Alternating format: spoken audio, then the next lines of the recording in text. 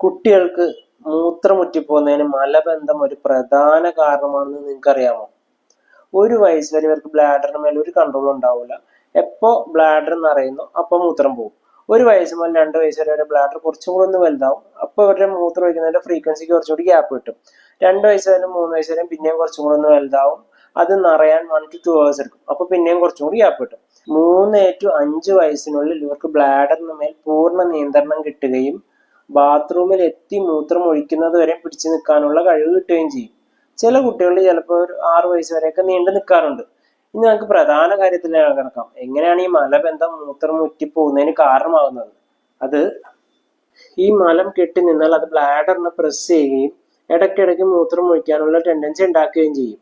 അത് മാത്രമല്ല, മൂത്രസഞ്ചിയിൽ കുറച്ചധികം മൂത്രം ബാക്കി വരാനുള്ള ചാൻസസും കൂടുതലാണ്. അതുകൊണ്ട് തന്നെ UTIക്കും മൂത്രക്കടച്ചിലിനുള്ള ചാൻസസും കൂടുതലാണ്. അപ്പോൾ ഇങ്ങനെയുള്ള കുട്ടികളിൽ മലബന്ധം ഉണ്ടെങ്കിൽ അത് ചികിത്സിക്കാതെ മൂത്രം മുറ്റിപ്പോകുന്നത് മാത്രം ചികിത്സിച്ചിട്ട് കാര്യമില്ല. Thank you.